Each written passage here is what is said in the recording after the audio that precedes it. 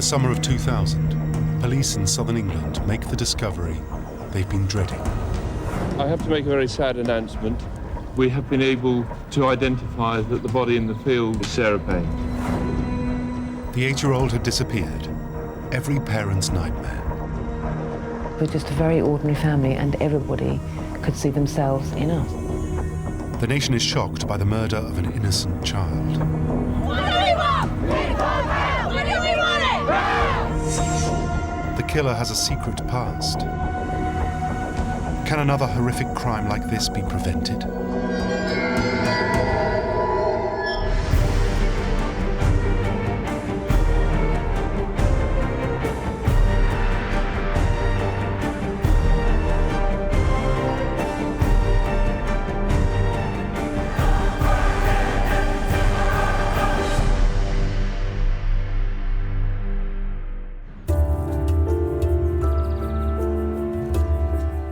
On the beautiful summer's day of July the 1st, 2000, the Payne family are enjoying one of their regular weekend visits to Dad Michael Payne's parents' home on the Sussex coast. Kingston Gorse is right on the sea. It's in a private estate, cornfields everywhere, fields, and just ideal place for children to be, really. That Saturday afternoon, the family had enjoyed a meal at the grandparents' home before heading out for an early evening walk. Headed towards the beach, and the children were sort of just running backwards and forwards around us as we were walking down and wanted to play.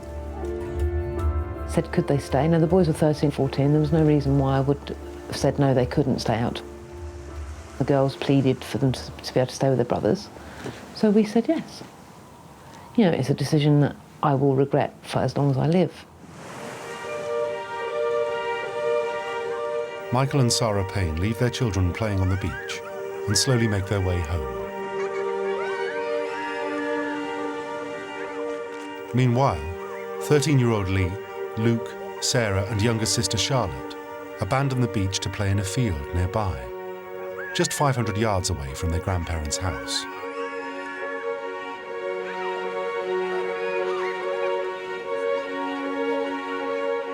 But after getting upset, 8-year-old Sarah decides she's had enough and heads off to the house alone. I think both the girls did something or other. One of the girls fell over and was moaning and crying. Sarah decided she was going back to Nanny. Sarah! As the eldest, Lee is worried about his sister. He tries to catch up with her, but after slipping through a gap in the hedge, she disappears. By the time the other children return to their grandparents' home, they are surprised Sarah isn't back yet. By 8 p.m, Sarah is still missing. We searched everywhere, you know, we searched every little offshoot of the lane, every little wooded area, the fields. We went back to the beach, just up and down, up and down, up and down, and that continuous panic. It was just abject fear. Your heart is beating in your throat. You feel sick. Sarah! And you just don't know what to do. Just sheer panic. There was just no trace of my daughter anywhere.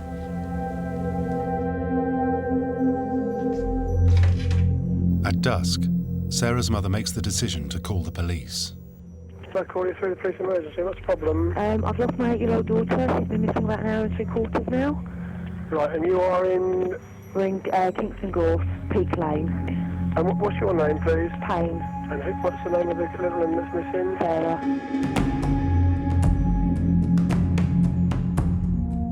Within the hour, Sussex police begin a detailed search of the immediate area.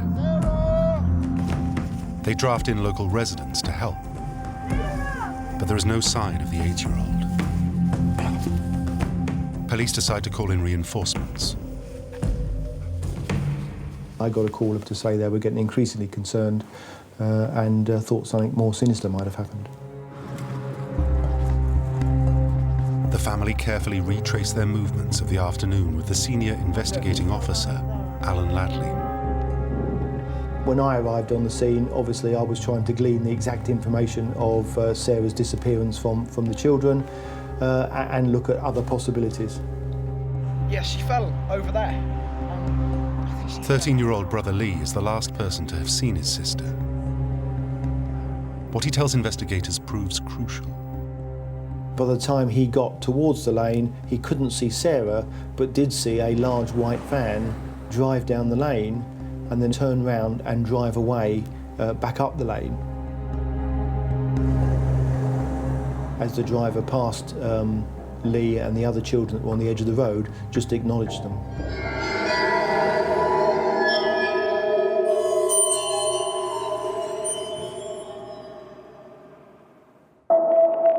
As part of their initial inquiries, police check up on known sex offenders in the area. One of those on the list is Roy Whiting, a 41-year-old mechanic and occasional builder. He lives just 5 miles away from Sarah's grandparents' home on the Sussex coast. And he drives a white van. Less than 24 hours after Sarah's disappearance, police arrest and question him and carry out a thorough search of his house. Whiting claims that he had been close to home on the day Sarah went missing. But a petrol receipt found in his van places him 20 miles away. It's suspicious, but it's not enough to detain him. We had no further evidence at the time to indicate his involvement, but we did, however, retain the van for forensic examination.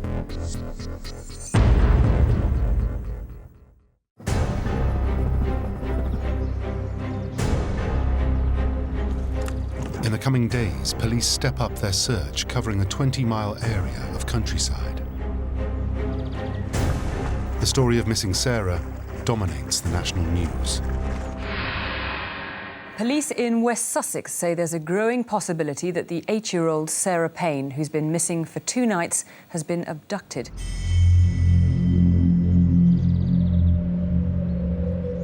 Sarah's mother, desperate with worry, appeals to the public for help. I can't imagine what Sarah means to us. We're a strong family and we don't survive well apart.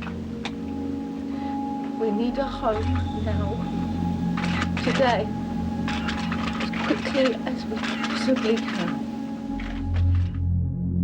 Time just seems to stop. You feel like you're just on this eternal treadmill, but there's no ground underneath your feet, so you just feel like you've walked off the edge of a cliff. You're just guided very much by people around you. Michael and his wife Sarah's agonising plight strikes a chord with the public. If you've got her, please bring her back to her family, please.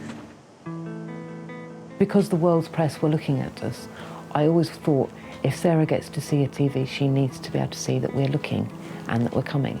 The Payne family wanted to come out and give press conferences every single day, and I'd never covered a story where the appetite for the story became as strong as ever every single day. Sarah, if you're watching, please come home. Family's not the same without you. We're just a very ordinary family and everybody could see themselves in us. With the weather that we were having at the time, hundreds and hundreds and thousands of children had gone out that night to play at the same time, unsupervised, but they'd all come home. And I think many, many parents were just going, oh, how lucky am I?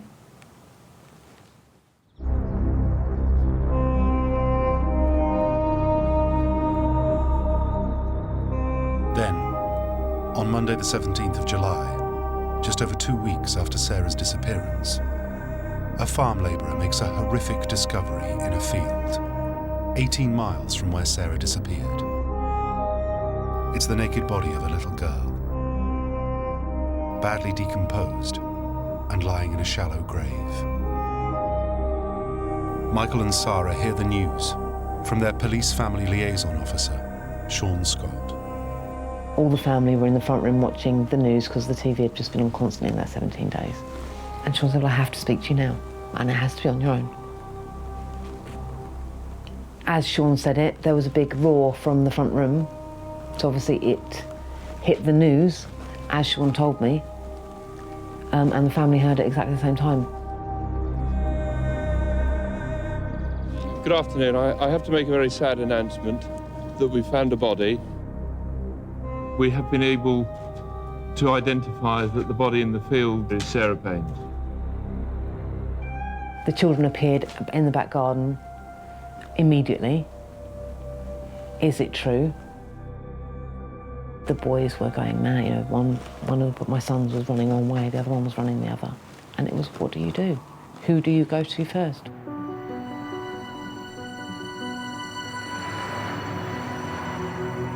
In the days that follow, the place where 8-year-old Sarah's body was found becomes a shrine to a daughter now grieved by an entire nation. The Payne family hold a memorial for the press and public, and then a private funeral. But Sarah and Michael's attention will quickly turn to finding out exactly what happened to their daughter and who is responsible. For police who now have a body, the hunt for a missing person changes to a murder investigation. They start by returning their focus to Roy Whiting, the driver of the white van.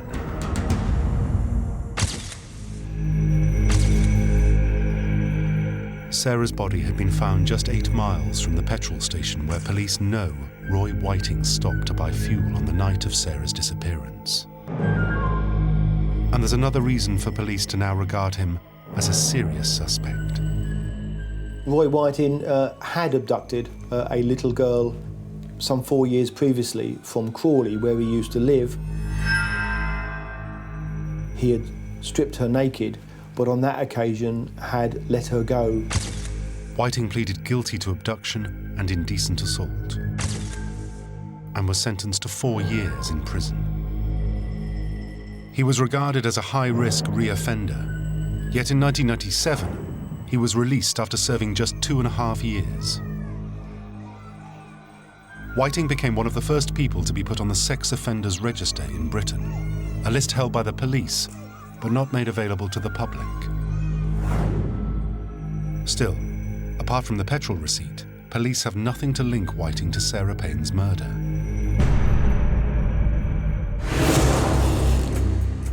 Then the forensic team, who have been meticulously examining evidence from Whiting's van, make a significant discovery. Out of the blue, we got a phone call from the Forensic Science Service to say that they'd started to examine a red sweatshirt that was found in Whiting's van. When they'd examined this sweatshirt, they found a hair on it, which matched Sarah. The discovery proves Whiting had come into contact with Sarah, and it's enough for police to rearrest him. During interviews, Whiting is awkward and obstructive. No comment. He spent the whole interview saying no comment. He refused to make a comment on any of the questions we asked. Then there's another crucial breakthrough. Police had been unable to recover any of Sarah's clothing. But after appealing to the public for help, a woman comes forward with information. She had seen a black shoe at a crossroads, which is broadly halfway between the Buck Barn garage, where the petrol receipt came from, and the site where Sarah was found. By luck, the shoe was still there. Forensic examination of the Coulomb shoe not only proves it was Sarah's, but its Velcro strap links it to Whiting. Fibres attached to the Velcro match a clown-patterned curtain found by police in Whiting's van. Sarah's shoe is the only piece of her clothing to be recovered, but it's the damning evidence they've been looking for. At 3:20 p.m. this afternoon, Roy William Whiting was charged with the murder of Sarah Payne. Roy Whiting's arrest on the 31st of July is a triumph for police. But for Sarah and Michael, the fact that the suspect is a convicted sex offender is shattering. I was angry. I was really angry, and I was angry because I felt I'd been lied to. Not by the police, but by the system, if you like. I was a mum, and I had no idea that you could abduct a child, go to prison and be out, to do it again. Michael and Sarah are careful not to prejudice the case against Roy Whiting by revealing what they know about him. But they do begin a campaign to introduce Sarah's Law. They are inspired by Megan's Law, legislation introduced in the US in 1994 following the rape and murder of 7-year-old Megan Kanker by a neighbour and known child molester. Sarah's Law would allow parents controlled access to the sex offenders register to find out if known sex offenders have access to their children. It's supported by a British tabloid newspaper, but their controversial name and shame drive leads to protests and, in some instances, vigilante attacks. We had a case of, I think it was a paediatrician in Wales, a paediatrician, and she found her house and herself under attack because people had put the word paedophile and pedo and paediatrician and thought she was in some way not a child abuser. Emotions are still running high in the winter of 2001, nearly a year and a half after the murder, as Roy Whiting arrives at Lewis Crown Court in East Sussex.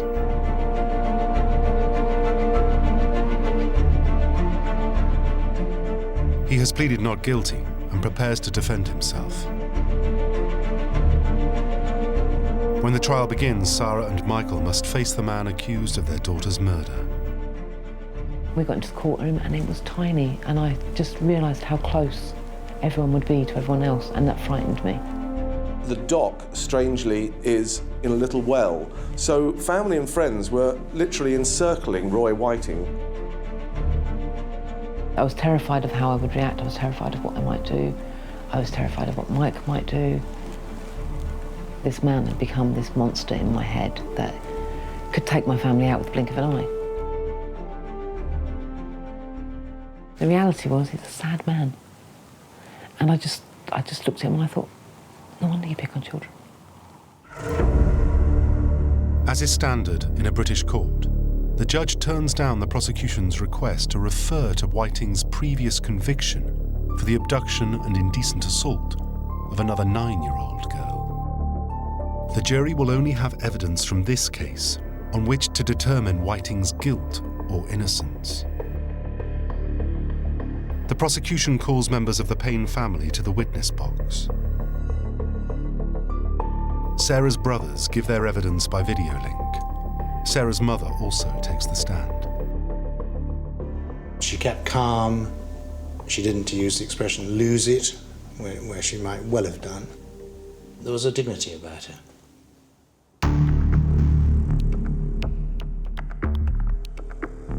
The prosecution introduces the DNA evidence from the shoe and the red sweatshirt. The court also hears that police had found a potential abduction kit in Whiting's van, which included rope, 2 plastic ties, a knife, and baby oil. It is revealed that on the weekend Sarah went missing, Whiting had altered the rear doors to his van and removed panelling and partitioning in a possible attempt to change its appearance and to eliminate evidence. You couldn't avoid the fact that the interior of the van had been significantly changed in the sense of removing what maybe the jury thought was a rather convenient little room in the back of the van. Next, the prosecution suggests that changes to Whiting's own appearance that same weekend look suspicious. There was evidence from somebody who was struck by the fact that he looked as if he'd been steam cleaned.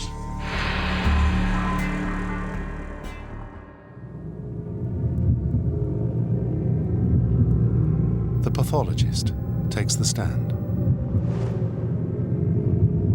She reveals that Sarah died as a result of strangulation or asphyxia. When her testimony turns to the extent of a possible sexual assault on Sarah, it proves unbearable for the Paynes. It was horrible evidence to listen to for any parent, and the fact that she had been attacked by animals, maybe foxes. Understandably, both Michael and Sarah didn't stay in the court to listen to that evidence.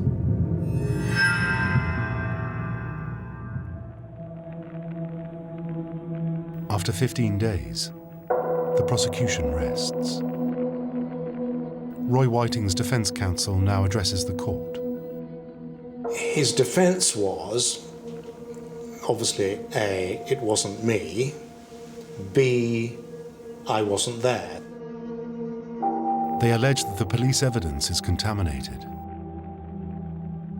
Whiting's defence was simply that the hair on the sweatshirt, which was his sweatshirt, was there because of poor police procedures, and that the fibres aren't the fibres that it is suggested they are. Then, to the horror of the Payne family, the defence calls Whiting to testify. I just stared at him and willed him to look at me in the eye. Just look at me. And he never did, not once. I think he looked over in my vague direction once, but he never once looked in my eyes. He couldn't. How could you?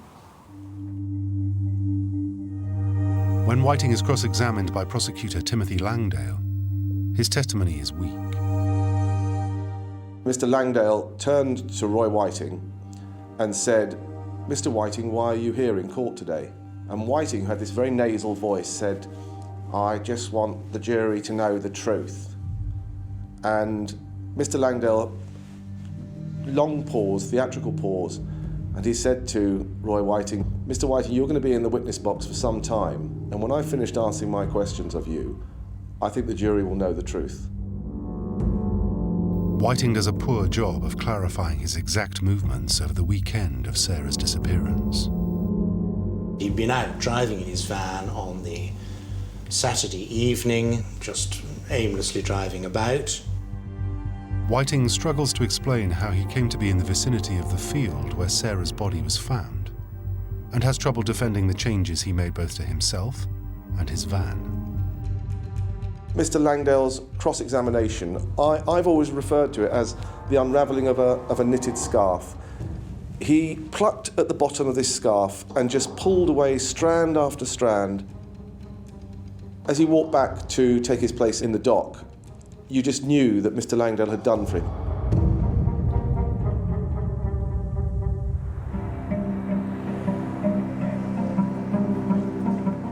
After 19 days of highly emotional testimony, on the 10th of December 2001, the jury retired to consider their verdict.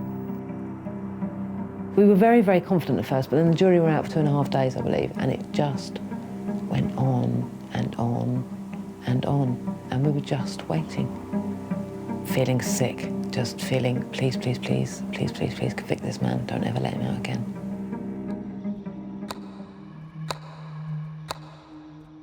Finally, the judge asks the jury forewoman to address the court.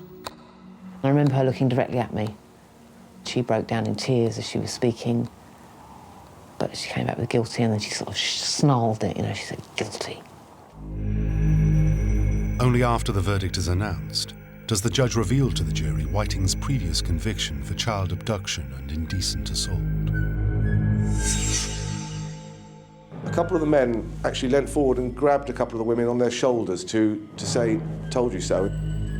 And that was very emotional. A couple of women were crying in the jury then. Found guilty of abduction and murder, the judge hands Whiting a life sentence. I just remember listening to the judge's words and just breaking down, really. First time really that I allowed myself just to cry. I think the words were, "You are every parent's and every grandparent's nightmare."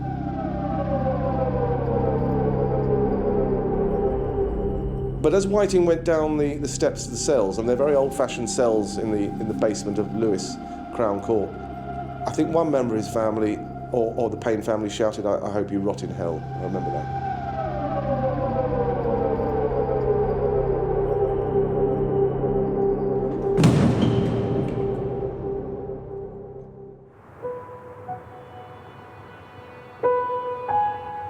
This doesn't make us happy, but justice has been done.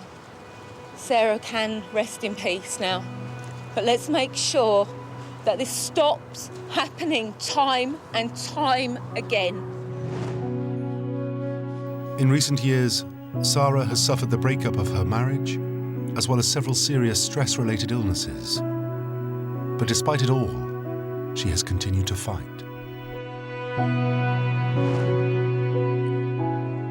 In 2009, the British government appointed Sarah Victims Champion, providing a voice for victims of crime. She was also honoured by the Queen.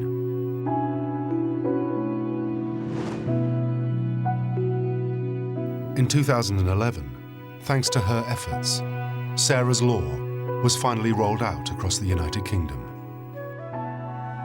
You can now walk into any police station in the country and ask about somebody that has a relationship with your children. You can ask about their previous offences, if they have any, or previous convictions.